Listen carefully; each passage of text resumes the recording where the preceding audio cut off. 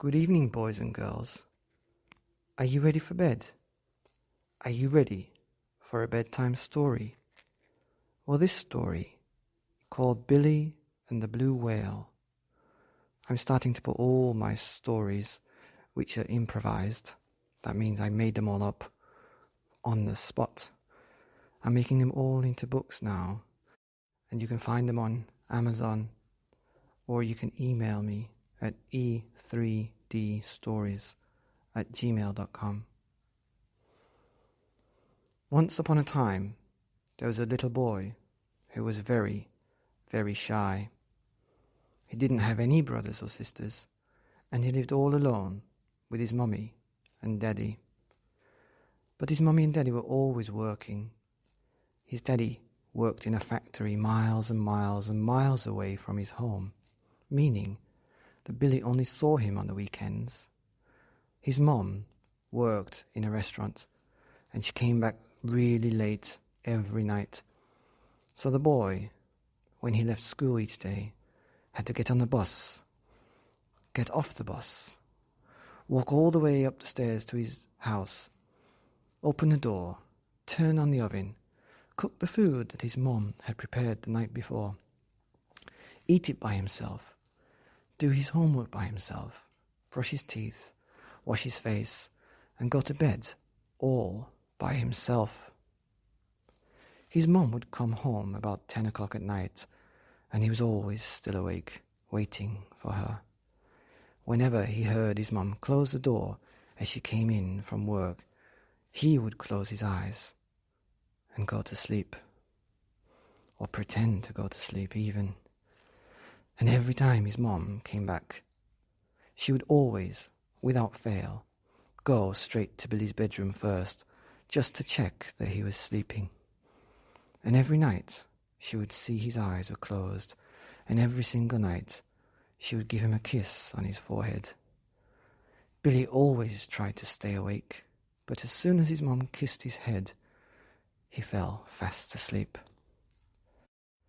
In the mornings, when he would get up, his mom would have breakfast with him, tell him what food she'd made the night before, so that he would know what he had to prepare for dinner that night to eat alone again. And then Billy would go to school. On the weekends, Billy's dad would always get home on Friday night around 10 or 11 o'clock. And so that was a night that Billy could stay up a little bit later than usual, and because there was no school on Saturdays. Anyway, this boy, Billy, did not have a very nice life. You see, all he did was come home every day by himself. On Monday, Tuesday, Wednesday, Thursday, and Friday, he would go home all by himself and look after himself until he fell asleep when his mum kissed him. He didn't have any friends to play with, and he could never go outside because his mum said not to play outside. Sometimes he could go outside on the weekend, but his dad would come home on the weekend, and his dad would usually sleep on the sofa all the time because he was so tired from working hard. This meant Billy usually had to help his mum to wash and clean and do all the housework. So the boy felt very, very fed up.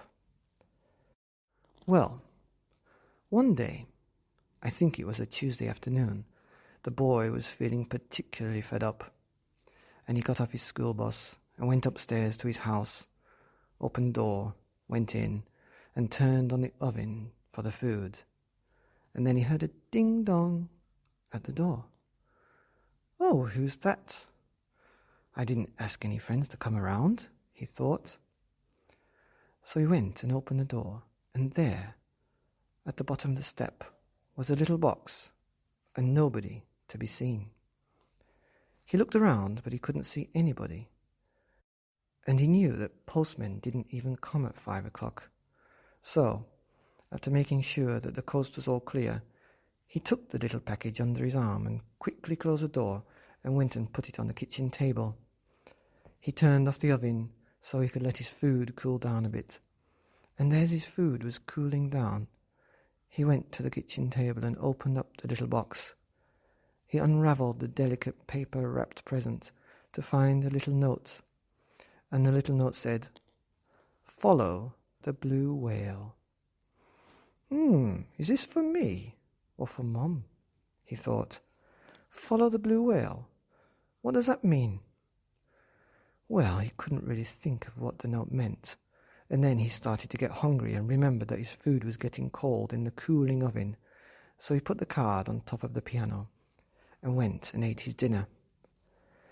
As he was washing his dishes, he thought about the little note. Blue whale, blue whale, what does it mean? As he was washing his face and brushing his teeth and getting ready for bed, he kept thinking about the blue whale. A blue whale, a blue whale. I have no idea what that means. And as he was putting on his pajamas and getting ready for bed, blue whale, blue whale. Billy still had no idea. Frustrated and tired, he took the box and put it in the trash. And he took it out again and put it under the kitchen sink, just in case. He left the card on top of the piano so that he would be able to see it in the morning, and so that his mum might be able to see it when she gets home, and perhaps she would be able to work out what blue whale meant. As he closed his eyes, he thought, what is this blue whale? He still had no idea. And then, as usual, he heard his mum opening the door. So he closed his eyes and got a kiss on the head and fell asleep. And he forgot all about the note that told him to follow the blue whale. The next day he got up and did the same as usual, all by himself, and the next day, and the next day. And then it was the weekend, and his dad came home and slept on the sofa for what seemed like 2 days straight. Billy's life went on like this for a few weeks, and I think his dad took the card off the piano because nobody knew what it was for, and so everyone in the house forgot about the little note that just said, "Follow the blue whale." And then one strange day, as Billy was going to school on the school bus, he saw a picture of a blue whale on a car driving by. When he was in the classroom, he was learning his new words for the week, and there, in his school book, was a blue whale at the top of the page. At playtime, even his friend was playing with a toy blue whale, and then, as he was getting on the bus to go home, to the empty house, to the cold food in the fridge that he had to heat up, there, in his seat, where he always sits alone by the window near the back, was a small, handmade blue whale. He picked it up, and it said, "Come with me." Billy did not know what to do, so he held on tight to this blue whale and didn't say a word. When he got off the bus, the blue whale started to pull, like a magnet, but in the opposite direction. And it was pulling him, so he held on tight. And as Billy was getting close to his door, the blue whale pulled him past the door and way down the street. Billy was now trying to hold on to this blue whale, like someone might hold on to a dog that was running away with a leash. The blue whale kept pulling and pulling and pulling, and Billy kept running and running and running. He thought his arms and legs were going to fall off. But before he knew it, he was down the street, and he didn't know where he was. The blue whale kept pulling and pulling and pulling, and pulled Billy all the way to the harbour, where all the boats were parked up. The blue whale pulled Billy onto a ship that didn't seem to belong in that dock. Billy was pulled along the deck and down the steps into the belly of the boat and into a wooden cabin that smelled warm and piney. Well, it was getting dark, and it was dark in the cabin, and the boy was very, very hungry. Not scared, funnily, just hungry. And there was some food. A nice sandwich and a glass of warm milk. Billy sat down and ate the sandwich and drank the milk, and had no thought of what time it was, nor the cold food that was waiting for him in the fridge at home. But suddenly the note started to make some sense. Suddenly, Billy came out of his daydream to find himself struggling to balance on his own 2 feet. He tried to get out and run up the steps to the deck, but when he got to the top of the ship had already set sail, and there was sea everywhere all around, lit by the reflection of the clear full moon, and he was hundreds and hundreds of miles away from home. He didn't know what to do. He started to cry. But then the blue whale started to nudge him on his shoulder gently. You see, as I'm sure you have guessed, this was not any ordinary toy blue whale. It was a magic floating blue whale, and it was looking at Billy with its innocent eyes. "What do you want now?" sobbed Billy. "How am I ever going to get back home? What's Mum going to do when she gets home and I'm not in my bed?" Billy even thought for a second that he may never ever sleep a wink again in his whole life if his mother doesn't give him a kiss on his forehead. The blue whale nudged his shoulder again, and so Billy went back along the deck, down the stairs, and to another room this time, further down into the belly of the ship. The blue whale pointed with its tail to the door, and Billy opened the door with his eyes still wet from the tears. There, inside the room, sitting at a grand wooden desk with maps sprawled all across, held down by candles and compasses and clocks, was a very old man with white hair under his captain's hat and a white beard grown neatly to the top of his navy coat. The smell of the captain's pipe mixed with the wax and the wood and the old spice. "You must be the captain of this mysterious ship," thought Billy. The boy sat down, and the old man started to explain everything. Well, almost everything. The boy sat down, and the old man started to speak. "Billy," said the old man in a deep and warm voice, his face lighting up the moment Billy's name left his lips. "Billy," he announced again, "welcome to my ship. I'm your grandfather." With that, Billy actually fell off his chair. He had never ever seen his grandfather, and he had never even heard a single word about him, let alone the fact that he was a captain of a ship. "Billy, I'm your daddy's father, and I'm the captain of this magical ship." Well, by the time Billy had gotten back onto his chair and rubbed his eyes to make sure he wasn't dreaming, he actually began to notice that this old man with thick white hair and a trim beard actually did start to look a bit like his daddy. It was as if this captain was an older version. "Billy," said the old man again, as if he was greeting his favourite grandson after returning from a long trip.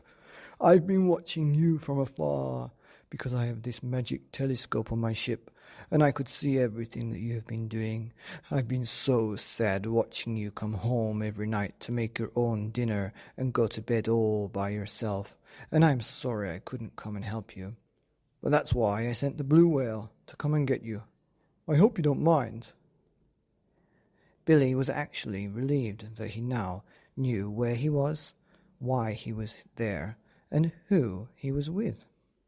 He was with his grandpa, and he was on a magical ship, and all because he was brought there by a magical blue whale.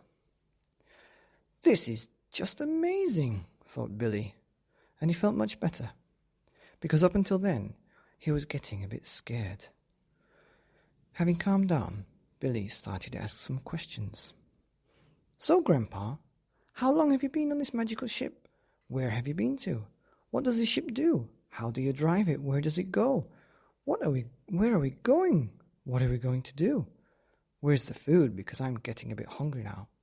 Does Mum know? Does Dad know?" "Oh, I will tell you all that soon," replied the old man. "First, follow me."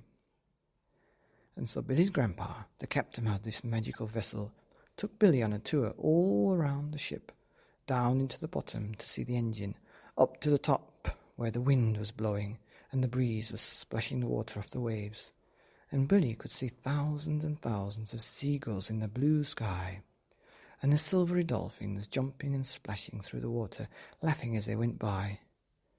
And then, as Billy's grandpa took off his hat, he pointed in the distance, said, "Look over there!" Billy looked ahead, and in the distance he could see the biggest animal in the whole wide world, the big blue whale, rising up from the bottom of the water, up and launching itself into the air, its huge blue body almost stopping for a moment in the air, a heartbeat, a blink of an eye, before it crashed down, making a huge wave that sprayed water all over the boats and all over Billy's face. "Oh, that's my favourite part," said the captain of the ship. "We see these all the time.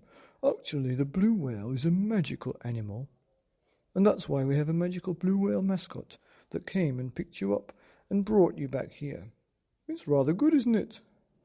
Sometimes we ask fathers to make their children little blue whales to keep them safe if their fathers are working a lot and can't spend much time with their children." "Ah, that's why my daddy made me a blue whale from his old jeans a long time ago." "I can't remember where it is now," said Billy. "I'm going to have to go and find it," he thought. "It's okay, the blue whale knows where you are and what you're doing. It's a safe, magical little toy," informed Grandpa. "Well, that makes sense," thought Billy.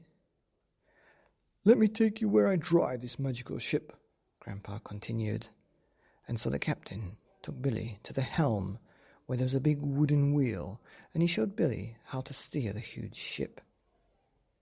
After a while, Billy was feeling really tired and hungry, so the captain took him for some food and showed him his cabin and nice warm bed. Billy went to sleep, and he had the most wonderful dream about all the animals in the sea, blue whales and dolphins and seagulls, and of course, the magical ship. But he woke up with a bump. The ship was rocking, and he had fallen out of bed. "Quickly, get up!" shouted the captain. "We're in a storm." Billy looked out of the window and saw waves as big as mountains, and the rain was spitting and splashing and smashing at the window. Billy was frightened. The captain, who had been very friendly up until now, had a worried look on his face. His eyebrows were down, and his nose was scrunched, and his mouth lips were tight. "Follow me quickly, and put this on." The captain threw a wet, heavy life jacket at Billy. It was cold and very heavy, and it didn't fit well, but Billy put his arms through and managed to zip it up as he was walking up the steps. "Quickly!" ordered the captain as he pulled Billy's arm right to the top of the ship and into the helm. "Help me steer the ship." The captain grabbed a big wooden wheel and tried to turn it from the top, and Billy reached down and tried to push as hard as he could from the bottom. "Hold on tight," pleaded the captain. Now the ship was sailing up to the top of the wave, and Billy was looking up, as if he was looking at the sky, but he was standing up straight. And then, as the ship reached the top of the mountainous wave, Billy held his breath, and the ship seemed to pause for a second, floating there in the air for a heartbeat. And in the blink of an eye, the ship crashed down into the water, plunging through the huge waves like a rubber duck in a bathtub. The ship went up again and down again, and again and again, and Billy was starting to get dizzy. He was feeling seasick. The birds were screaming in the sky, and the dolphins were nowhere to be seen. The water was spitting and splashing and crashing onto the boat, and it was dark. And then the lightning started, followed by the roaring thunder, and sparks of light licked the waves, and the thunder bellowed all around. In the distance, over the waves, in what seemed to be a calmer slither of the ocean, Billy could just about make out the outlines of the shining belly of the blue whale. "Over there, look!" shouted Billy. "Follow the blue whale." And so Billy and the captain tried, tired and wet, with what energy they had left, heaved and pushed the big wooden wheel and steered the ship towards the blue whale. And after what seemed like an eternity, a lifetime, 100 years, The waves got tired and calmed down. The rain seemed to dry up and stop falling so hard, and eventually the ship came to settle on very calm and peaceful waters. It was as if they were on an ice rink, gliding effortlessly along. The waves spread flat and the clouds opened up to let the beautiful warm sun rays shine down onto the ship. Within minutes the ship was dry. The seagulls were happy, and the blue whale was spouting its water from its blowhole. Billy looked out over the vast blue ocean and spotted an island, a small but beautiful island with lots and lots of trees and greenery. Looking closer, he saw that some smoke was coming up out from the island. Puzzled and concerned, he looked over to his grandpa, who looked back, raised one white eyebrow and exclaimed, "It's clear now. We have to go to the island and help whoever is in danger. That's what the blue whale was telling us." And so they followed the blue whale all the way to the island. The smoke plumes were spewing out from the middle of the forest on the island, growing bigger and bigger, reaching up to scratch at the sky. And just as the ship came to a stop at the shallow waters of the shore, dropping the anchor, Billy could feel the heat of the fire whipping out from behind the trees. "Get ready!" shouted Grandpa as he threw a big gun at Billy to catch. "And take this as well," he said, and handed him a short sword. "Let's jump in here and get ready to go." Billy looked down over the edge of the ship to see a tiny little rowing boat below. "Come on!" ordered the captain after he had jumped all the way down to the boat below. Billy was scared because he didn't like heights very much. "I'll catch you." Billy took another deep breath, closed his eyes, and jumped. Grandpa caught him in his very strong and firm arms, and they both sat down and started to row the boat to the island, on fire. As they were rowing the boat, Billy could hear the noises getting louder and louder. Boom, bada boom, bada boom, bada boom. He could see his grandpa's face again, that same worried face he had during the storm, his squinting eyes and his tight lips. "We can do it," he said. "Do what?" shouted Billy, the words drowned out by the deafening noise coming from ahead. Thoughts whipped through Billy's head like the flames from the trees, and then he looked back across the waves, and he saw the blue whale, his big eye looking right back at him. The whale winked and smiled. Billy jumped off the rowing boat into the knee-high water, tickling his legs, and held on tight to the gun and the sword as he turned to face the unknown, scared and unsure of what was going to happen or what they would encounter. Billy wanted to go home, but there was no turning back now. Boom, bada boom, bada boom. The noise grew louder as Billy and his grandpa marched up out of the shore and on to the hot, fine, sandy beach. They grabbed the wet, heavy rope and pulled the rowing boat up onto the sand. It was starting to get dark, but the fire in the trees behind grew lighter and brighter, stronger and hotter.